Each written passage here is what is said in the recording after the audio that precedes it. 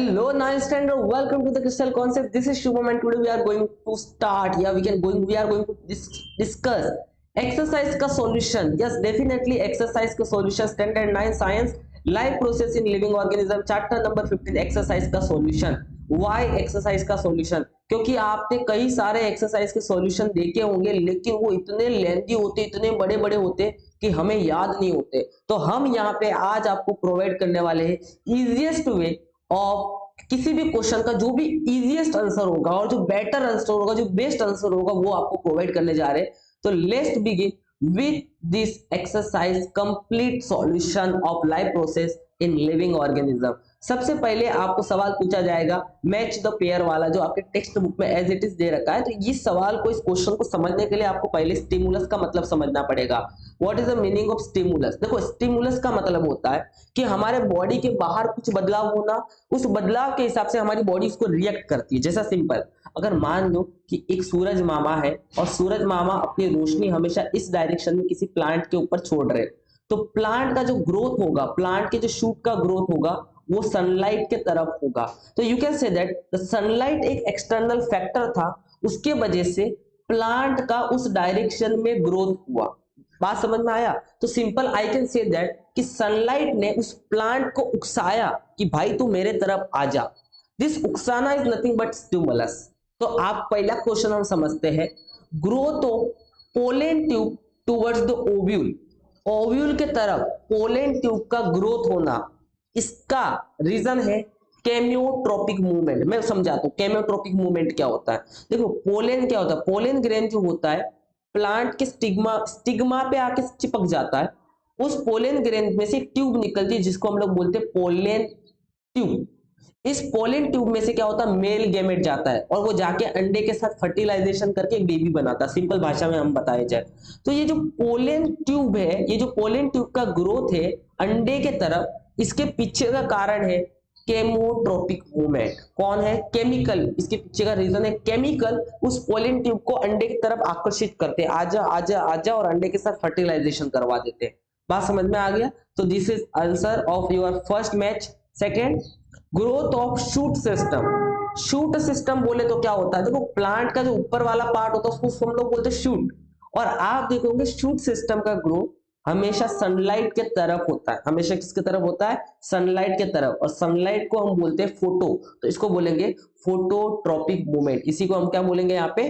Phototropic movement. Next सवाल है growth of root system.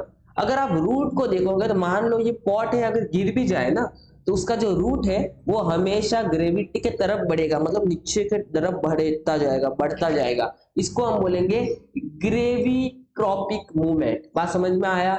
Next सवाल हम देखते हैं क्या है, ग्रोथ टुवर्ड्स द वाटर। पानी के तरफ ग्रोथ होना, मतलब देखो मान लो ये रूट है और नीचे कहीं पे भी पानी नहीं है, तो ये रूट ऑटोमेटिकली पानी के तलाश में पानी के तरफ बढ़ता है। तब हम इस मूवमेंट को बोलते हैं हाइड्रोट्रॉपिक मूवमेंट। क्या बोलते हैं? Hydrotropic movement. I hope so आपको सॉल्यूशन पसंद आ रहा होगा विथ एक्सप्लेनेशन। तो प्लीज प्लीज रिक्वेस्ट है आप लोगों से कि चैनल को सब्सक्राइब करो यार, आप बहुत स्लो चल रहे हो सब्सक्राइबर में। प्लीज अपने दोस्तों के साथ शेयर करो, मोटिवेशन चाहिए यार बढ़िया सा। ठीक है, अच्छे अच्छे कमेंट्स करो, और जो भी आपकी क्यूरीज है वो कमेंट सेक्शन में आप बता सकते हो, मैं उनका आंसर देने की कोशिश करूंगा। ठीक है, तो प्लीज सब्सक्राइब कर लो चैनल को अगर आपने अब तक नहीं किया, नहीं तो पाप लगेगा। आगे बढ़ते हैं, अब देखते हैं कंप्लीट द पैराग्राफ। इस पैराग्राफ में क्या है, मैं सिंपल इस पैराग्राफ का मतलब बताता हूँ। एक रशिका नाम की लड़की है जिसको लग जाता झटका दूध गर्म करते समय, तो वो अपना हाथ पीछे लेती है। तो यहाँ पे आपको पता है आपकी किताब में ये सेल दे रखा है जिसको हम लोग नर्वस सेल बोलते हैं, न्यूरॉन्स बोलते हैं। न्यूरॉन्स का काम होता है कि जहां से झटका लगे वहां से इंपल्स को दिमाग तक लेके जाना और अपने हाथ को वापस पीछे करना, ये न्यूरॉन्स का काम है। तो बात को अच्छे समझते हैं कि ये न्यूरॉन्स है, उसमें ये डेंड्राइट्स दिख रहे हैं, चूड़ेल जैसा पार्ट, इसका काम होता है सिग्नल को एब्जॉर्ब करना जहां पे झटका लगा। फिर ये बॉडी सेल के थ्रू वो सिग्नल पास होके जाता है, आगे आगे जाता है।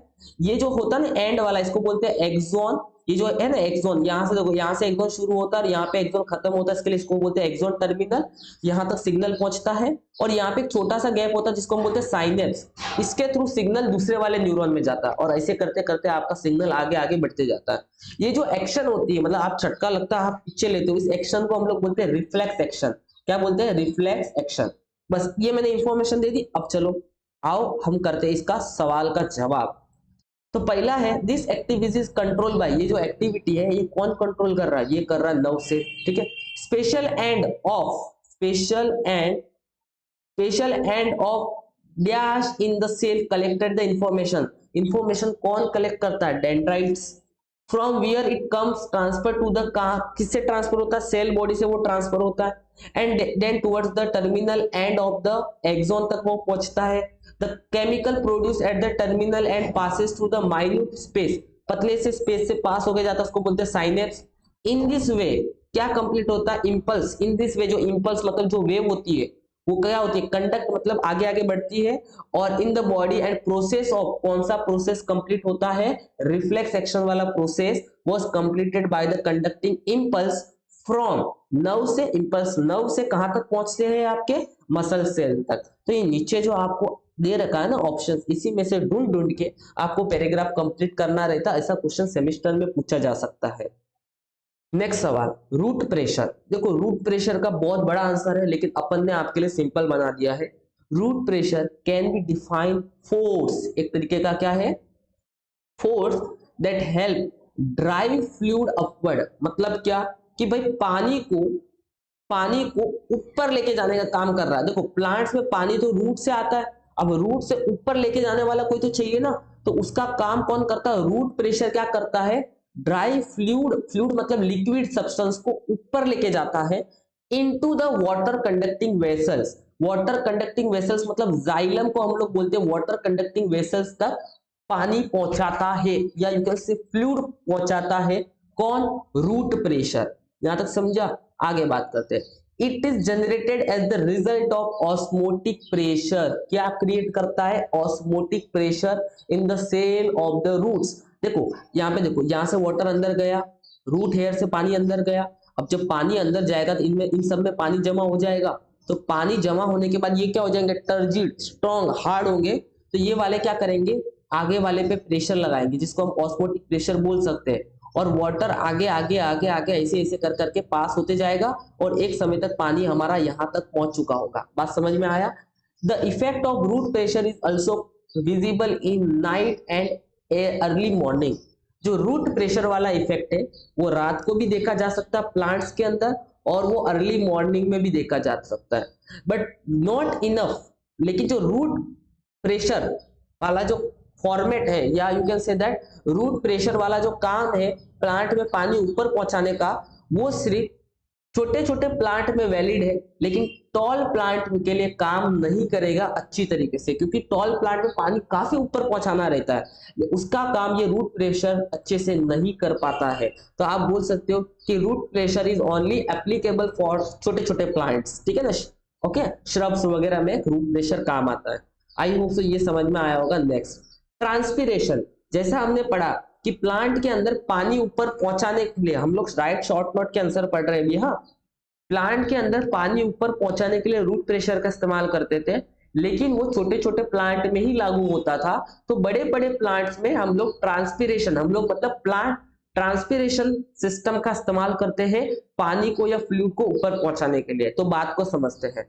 The loss of water in the form of water vapour from the aerial parts of the plant. मैं समझाता हूँ कि मान लो कि ये हमने एक प्लांट बनाया, और मैं गंदा सा बनाऊंगा तो आप हंसना नहीं, है ना। तो ये प्लांट के लीव्स है। तो अब क्या होगा, मैं समझाता हूँ। प्लांट के लीव्स में ऊपर छोटी छोटी ओपनिंग्स होती है, जिसको हम लोग स्टोमेटा बोलते हैं, ठीक है ना। अब क्या होगा, the loss of water in the form of water vapour, पानी लॉस हो रहा है वाटर वेपर के फॉर्म में। मतलब जो स्टोमेटा होती है लीव्स के अंदर, वहां से पानी निकल के हवा में चला गया, एयर में चला गया। Aerial parts of plant like leaves, leaves में किसके थ्रू पानी निकल रहा है, स्टोमेटा के through, is called transpiration. Transpiration का डेफिनेशन समझा, पानी का लॉस होना वाटर वेपर के फॉर्म में, किसके through, aerial parts of plant में। एरियल पार्ट्स मतलब लीव्स वगैरह से पानी का लॉस हो रहा है, इज कॉल्ड ट्रांसपीरेशन। अब मुझे बताओ, पानी का ऊपर से लॉस हो रहा है मतलब, देखो आपको पता है कि जब अगर पाइप हमने लगाया है, तो पाइप में आगे का पानी अगर बाहर निकलेगा तभी तो उसके अंदर नया पानी आ पाएगा। बस यही फंडा समझ लो। अब क्या होगा कि जब ये ऊपर वाला पानी निकल चुका है, तो नीचे से नया पानी आने लगेगा। बात समझ में आया, समझते अभी। This create succession pool which pulls the water from the xylem of leaves। बात को समझते हैं। जाइलम आप सभी को पता होगा, जाइलम होता है वाटर कंडक्टिंग टिश्यू। जाइलम क्या होता है? Water conducting tissue. तो जाइलम का काम है पानी को कैरी करना। तो अब मान लो कि यहां से जाइलम है लीव्स वाला, ये लीव्स वाला जाइलम है, ये हमारा स्टेम वाला जाइलम है, और नीचे रूट्स वाला जाइलम है। अब मुझे बताओ कि ऊपर पानी कम हो चुका, उधर ऊपर पानी का क्वांटिटी क्या हो गया? कम। तो अब लीव्स वाला जाइलम क्या करेगा? पानी ऊपर खींचेगा। अब लीव्स वाले जाइलम से पानी क्या आएगा? ऊपर आएगा। दिस क्रिएट सक्शन, सक्शन मतलब खींचना, pulls, which pulls the water from the xylem of the leaves. तो जाइलम ऑफ द लीव्स से पानी ऊपर खींचा। अब जाइलम ऑफ द लीव्स में पानी क्या हो गया? अब जाइलम ऑफ द लीव्स में पानी कम हो गया। तो अब जाइलम ऑफ द लीव्स क्या करेगा? जाइलम ऑफ द स्टेम से पानी ऊपर खींचेगा। आपको बात समझ में आ रही है क्या बोल रहा हूं मैं? जाइलम ऑफ द स्टेम से पानी क्या करेगा? ऊपर खींचेगा। अब जाइलम ऑफ द स्टेम में पानी कम हो गया, तो जाइलम ऑफ द स्टेम क्या करेगा? जाइलम ऑफ द रूट से पानी ऊपर खींचेगा। मतलब जाइलम ऑफ द रूट से क्या करेगा? पानी इस तरीके से ऊपर खींचेगा, और इस तरीके से this pool is called transpiration pool. तो आई होप सो सिंपल भाषा में इसका मतलब आपको समझ में आ गया होगा, पक्का 101% अच्छा लगा होगा। ठीक है, डायग्राम थोड़ा सा खिचमिच बन गया, आप देख लेना। Transpiration help in the absorption of water and mineral, ध्यान रखना, and distribution to all parts of the plant. तो वाटर एंड मिनरल्स को डिस्ट्रीब्यूट करने का काम करता है transpiration pull all parts of the plant तक। तो बहुत सिंपल तरीके से आंसर दिया। नर्व सेल के बारे में शॉर्ट नोट लिखना आता है। तो नर्व सेल को हम लोग सिंपल भाषा में न्यूरॉन्स बोलते हैं। पहली लाइन आपको ये लिखनी है, फिर इसके स्ट्रक्चर को आपको एक्सप्लेन करना है। The cell body is called cyton. Cell के बॉडी को हम लोग क्या बोलते हैं? साइटोन बोलते हैं। सेल बॉडी को क्या बोलते हैं हम लोग यहाँ पे? नॉर्मली साइटोन बोलते हैं। जो ऊपर का ये सेल बॉडी है, this is साइटोन। साइटोन consist nucleus controlling body. साइटोन के अंदर न्यूक्लियस होता है जिसको कंट्रोलिंग बॉडी का काम करता है। ब्रांचेस अराइजिंग फ्रॉम द साइटोन, साइटोन में से जो ब्रांचेस अराइज होती है, मतलब ये चुड़ैल जैसे बाल दिख रहे हैं ना आपको, इसको हम लोग बोलते हैं डेंड्राइट्स। इसको हम लोग क्या बोलते हैं? डेंड्राइट्स। उसी तरीके से the long process arising from the cyton is called axon. देखो ये वाला जो दिख रहा है, ये हिस्सा अंदर जा रहा है, देखो नीचे नीचे नीचे नीचे येलो कलर का, इसको हम एक्सॉन बोलते हैं। द एंड ऑफ एक्सॉन को हम लोग बोलते हैं एक्सॉन टर्मिनल। यहाँ पे एक्सॉन टर्मिनल है। तो ये सिंपल सा एक्सप्लेनेशन आपको मिल चुका है। ठीक है, नेक्स्ट सवाल की तरफ पहुंचते हैं। Reflex action. रिफ्लेक्स एक्शन का मतलब क्या होता है कि हम किसी गर्म चीज को या किसी भी चीज को छूते हैं तो झटके से हमारा हाथ पीछे लेते हैं, इसी को हम बोलते हैं रिफ्लेक्स एक्शन। अब ये हाथ हम पीछे कैसे ले पा रहे हैं इसको समझते हैं। An immediate and involuntary, involuntary मतलब एक ऐसी एक्शन जो हमारे कंट्रोल में नहीं होती, वो अचानक से हो जाती है। ठीक है ना। Response given to the stimulus. Stimulus का मतलब बाहर किसी चीज का बदलाव होना। देखो ये जो हॉट ऑब्जेक्ट था, ये मेरे लिए स्टिमुलस था, भाई टच किया, गप करके पीछे ले लिया। From the environment is called reflex action. Immediate जल्दी से, इनवॉलेंटरी जो हमारे कंट्रोल में नहीं है, response given to the stimulus मतलब हमने किसी बाहर के बॉडी को रिस्पॉन्स दिया। From environment is called reflex action. ठीक है। The sensory nerves that detect the stimulus are connected to the nerves that move the muscles, such connection is called reflex arc. तो ये आंसर आपको इतना सा जरूर करना है। नेक्स्ट है, name the hormones of the following endocrine gland. Endocrine gland कौन कौन से हॉर्मोन्स को सीक्रेट्स करते हैं और उसके फंक्शंस भी आपको लिखने हैं। तो एंडोक्राइन ग्लैंड्स का काम है सिक्रीशन करने का। किसका सिक्रीशन करना है? हॉर्मोन्स का। हॉर्मोन्स क्या करते हैं? Hormones you can say that the, आपको एक, चलो लेट्स सी, अच्छे से काम करते हैं तो समझ जाएगा। पिट्यूटरी ग्लैंड, सबसे पहला एंडोक्राइन ग्लैंड कौन सा है? Pituitary gland. इसका लोकेशन कहाँ है? उसका लोकेशन ब्रेन में है। लेकिन आपको यहाँ पे पूछा गया सिर्फ हॉर्मोन्स के बारे में, उसके फंक्शन के बारे में। तो यहाँ पे तो उसमें बहुत सारे हॉर्मोन्स और फंक्शन दे रखे, आप कोई भी 2-3 लिख दो, काम हो जाएगा। जैसा मैं बोलूंगा कि एक तो है फॉलिकल स्टिमुलेटिंग हार्मोन, जिसका काम है कंट्रोल ग्रोथ ऑफ द गोनड्स। गोनड्स के ग्रोथ पे कंट्रोल करना, मतलब आपकी जो टेस्टिस वगैरह है इस पे कंट्रोल करना, उनके बड़े होने पे कंट्रोल करना। FSH भी बोलते सिंपल भाषा में, फॉलिकल स्टिमुलेटिंग हार्मोन्स। दूसरा है LH मतलब ल्यूटेनाइजिंग हार्मोन्स, क्योंकि ये हार्मोन्स का 10th स्टैंडर्ड में भी बड़ा काम है। Control menstrual cycle and ovulation, female के अंदर मेंस्ट्रुअल साइकिल का और ओव्यूलेशन का कंट्रोल करना। ऐसे बहुत सारे हार्मोन्स आप पढ़ सकते हो, लेकिन आप ये दो जरूर ध्यान रखना। पिट्यूटरी ग्लैंड हो गया। नेक्स्ट ग्लैंड है हमारा थायराइड। थायराइड ग्लैंड का लोकेशन की तो हम बात नहीं कर रहे, लेकिन ध्यान रखना हार्मोन्स कौन से हैं, थायरोक्सिन और कैल्सिटोनिन, और इनका काम है control growth of body and metabolic activity, और कैल्सिटोनिन का काम है control calcium metabolism and calcium level in the blood. ठीक है, तो ये ध्यान रखना थायराइड के बारे में। नेक्स्ट है ओवरीज के बारे में, थर्ड वाला है ओवरीज। तो ओवरीज में होता एस्ट्रोजन एंड प्रोजेस्टेरॉन। एस्ट्रोजन का बहुत अच्छा काम है, ये दोनों ध्यान रखना, आपको बहुत इंपॉर्टेंट हार्मोन्स है। Stimulating growth of endometrium, stimulates endometrium मतलब क्या होता है कि जो गर्भाशय होता है मदर का, उसके अंदर की जो लेयर होती है उसको हम लोग एंडोमेट्रियम बोलते हैं। Stimulates the growth of secondary sexual character in the womens. Secondary sexual character मतलब वुमेन्स के अंदर जो उनके हेयर ग्रोथ होते हैं चेहरे में वगैरह, तो उनके ग्रोथ को स्टिमुलेट करना मतलब उसको बढ़ावा देना, ठीक है ना, उनके दूसरे बॉडी के पार्ट्स का ग्रोथ होना, बढ़ चढ़ के दिखना, ठीक है ना। नेक्स्ट है progesterone, prepares the endometrium for conception and maintain the pregnancy. Progesterone का काम है prepares the endometrium for conception and maintain the pregnancy को मेंटेन करना प्रोजेस्टेरॉन का काम है, ठीक है। टेस्टिस में टेस्टोस्टेरोन होता है और इसका काम यहाँ पे आपको लिख के रखा है, stimulates growth of secondary sexual character like beards, moustache और वॉइस का गाढ़ा होना एक्सेट्रा इन द मेल, ठीक है। और थाइमस का काम है थाइमोसिन्स हार्मोन्स को सिक्रेट करना है and control the cells which give the rise of immunity. Immunity जो सेल्स, वो सेल्स जो हमें इम्यूनिटी प्रोवाइड करते हैं किसी भी बीमारी से लड़ने के लिए, तो उसका काम है, वो कौन करता है, थाइमोसिन। तो ये सारे हार्मोन्स की हमने बात कर दी है। Next, explain chemical coordination in the human and give the names and functions of some hormones.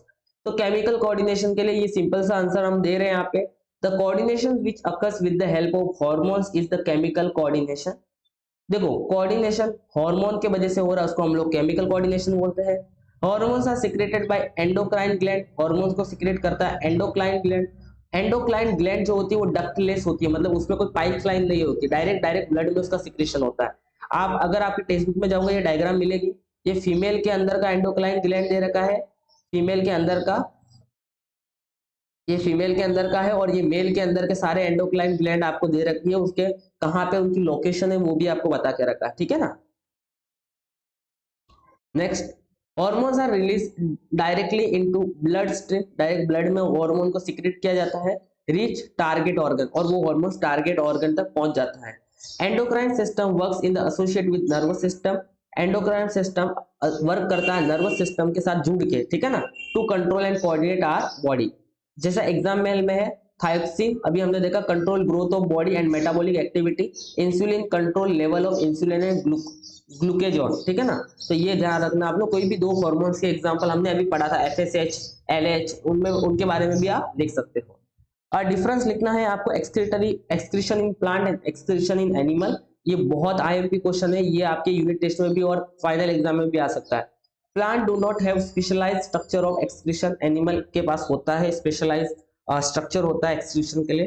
Process of excretion occur through the stomata and different parts of the plant, process of excretion occur through the kidney, skin, lungs. Excretion हमारा देखो sweat निकलता है, तो मैं अभी थोड़ा फटाफट चलना चाहूंगा, बड़ा नहीं हो जाए वीडियो। आई होप सो आपको आंसर समझ में आ रहे होंगे अगर आपने अच्छे से पढ़ रखा है तो। वेस्ट प्रोडक्ट होता है कार्बन डाइऑक्साइड और ऑक्सीजन, और हमारे में वेस्ट प्रोडक्ट होता है अमोनिया, यूरिक एसिड, यूरिया इस फॉर्मेट में, ठीक है ना।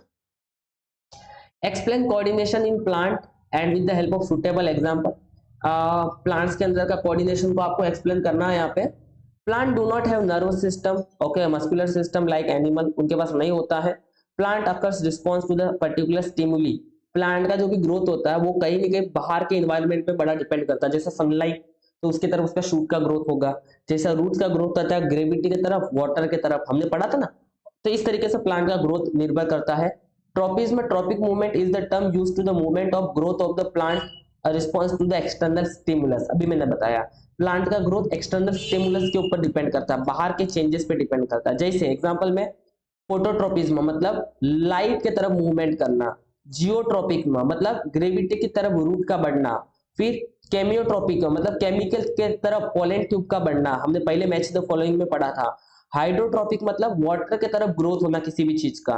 तो ये आप देख सकते हो जो मैच द फॉलोइंग हमने पढ़ा था, ये आप मैच द फॉलोइंग में एग्जांपल के फॉर्मेट में आपको एंड में ये भी लिखना बड़ा जरूरी है। तो ये बड़ा क्वेश्चन है, तो मे बी आपके एंड सेमेस्टर में आ सकता है, ठीक है। Next, what is meant by coordination. Coordination का मतलब क्या है? Coordination is defined as working together in various organ. हमारे बॉडी के बहुत सारे ऑर्गन है, वो सब मिलजुल के काम करते हैं, ठीक है ना। Of body of organism in proper manner, और अच्छी तरीके से काम भी करते हैं to produce appropriate reaction to the stimulus. और देखो, मान लो मैंने किसी गर्म चीज को छुआ, तो मैं सडनली हाथ पीछे ले रहा हूँ, उस समय हमारे बॉडी के बहुत सारे ऑर्गन एक साथ में काम कर रहे हैं और प्रॉपर मैनर में काम कर रहे हैं कि कम से कम बाहर से कोई बदलाव आया तो उसको अच्छे से रिस्पॉन्स कर सके, उसको कूट सके, मार सके। आया समझ में? Is called coordination. Coordination is achieve by the different mechanism in plant and animals, ठीक है। तो ये हो गया हमारा answer. How does excretion occur in the human being. इंसानों के अंदर एक्सक्रीशन कैसे होता है? तो पहला एक्सक्रीशन का डेफिनेशन होता है कि हमारे बॉडी में से रिमूव करना वेस्ट प्रोडक्ट को, इसी को हम बोलते हैं excretion. Removal of waste product from the body is known as excretion. फिर in the human body kidney, lungs and skin perform function of excretion. इंसानों के अंदर किडनी, लंग्स और स्किन एक्सक्रीशन का काम करते हैं। Lungs remove carbon dioxide, skin remove करता है, remove the waste in the form of sweat, ठीक है ना।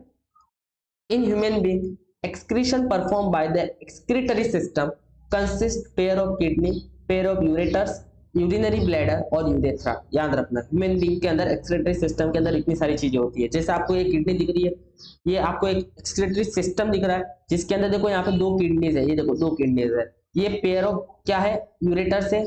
ये आपका ब्लैडर है जहाँ पे यूरिन, ये और ये आपका क्या है? यूरेथ्रा है जहाँ से आपका यूरिन बाहर निकलने वाला है। बात समझ में आया? तो this is your excretory system का एक ओवरव्यू या डायग्राम आपको बनाना जरूरी है। अगर ये क्वेश्चन आए, बड़ा क्वेश्चन फाइनल एग्जाम में जरूर आएगा। Urine is form in kidney. Urine कहाँ बनता है? किडनी के अंदर बनता है। Passes to the urinary bladder via urethra. Urinary bladder में स्टोर होता है और यूरेथ्रा से बाहर निकल जाता है। The urinary bladder store the urine until the excreted through the urethra. Urinary bladder तब तक यूरिन स्टोर करता है जब तक वो यूरेथ्रा, मतलब जब तक आप जाके टॉयलेट ना कर दो, मूत ना दो, सिंपल है। Okay, next, the kidney contains numerous filtration unit is called nephron. Kidney के अंदर बहुत छोटे छोटे फिल्ट्रेशन यूनिट होते हैं जिसको हम लोग नेफ्रॉन दिखते हैं, बोलते हैं ये नेफ्रॉन है। आपके बॉडी के अंदर नेफ्रॉन इस तरीके से होता है। यहाँ पे नेफ्रॉन के अंदर देखो ग्लोमेरुलस है, फिर आपका यहाँ पे बोमेन कैप्सूल है, और ये आपका यहाँ पे देखो ये ट्यूब है जिसके थ्रू आपका ब्लड या यूरिन आगे आगे जाते रहता है, ठीक है ना, जिसको हम लोग ट्यूबुल्स बोलते हैं। बात समझते हैं इसको अच्छे से। Nephron is the structural and functional unit of kidney. Nephron kidney का सबसे मेन यूनिट है स्ट्रक्चरल एंड फंक्शनल में। Nephron consist of network of capillaries. Nephron के अंदर नेटवर्क ऑफ कैपिलरीज होता है associate with the cup shape. Cup shape मतलब Bowman capsule, ध्यान रखना। End of tube in which filter urine is collected, मतलब simple भाषा में बताए तो ये दिख रहा है आपको, ये वाला कप शेप, ये कप जैसा, ये देखो ये वाला, इसके अंदर फिल्टर यूरिन क्या होता है? कलेक्ट होता है। जो भी यूरिन फिल्टर हो चुका है वो इसमें कलेक्ट होता है, ठीक है ना, ये ध्यान रखना आप। Next, when the blood passes through the tube, some substance such as glucose, amino acid and salt and water are selectively reabsorbed। देखो जब ब्लड, अब जब ब्लड यहाँ कलेक्ट हुआ इस ट्यूब से आगे पास होगा, देखो ये वाली ट्यूब से आगे पास होगा, और इस ट्यूब के अंदर जो ग्लूकोज वगैरह है वो वापस रीएब्सॉर्ब होता है, मतलब वापस से एब्सॉर्ब होता है। तो ये हमारा excretory organ in human being को हमने अच्छे से एक्सप्लेन कर दिया है, ठीक है। नेक्स्ट सवाल क्या है, देखो, how is excretion in plant useful for to human being. Plant भी आपको पता है एक्सक्रीशन करता है, तो प्लांट का जो वेस्ट मटेरियल है वो इंसानों के काम का है, तो ऐसा क्यों, वो पूछा है। लेकिन अभी मैं थोड़ा सा रुक के यहाँ पे एक बात बोलना चाहूंगा कि प्लीज अगर आपने चैनल को सब्सक्राइब नहीं किया तो सब्सक्राइब जरूर करना, दोस्तों के साथ शेयर करना, और कमेंट सेक्शन में आपको कितने मार्क्स मिल रहा है आपके यूनिट सेक्शन टेस्ट में, सेमिस्टर में, वो बताते रहना, ओके। और कमेंट सेक्शन में मैंने व्हाट्सएप का लिंक भी दिया है, उस ग्रुप में ज्वाइन होकर आप अपने डेली डाउट पूछ सकते हो, स्टूडेंट के साथ अपने डाउट शेयर कर सकते हो। तो वो लिंक पे जाके जरूर कनेक्ट होना, तो आप अपने डाउट और आप किसी स्टूडेंट के डाउट आराम से सॉल्व कर पाओगे। हाउ एक्सक्रीशन, तो देखो प्लांट का एक्सक्रीशन को क्या बोलते हैं? Excretion in the plant result in the production, एक मिनट,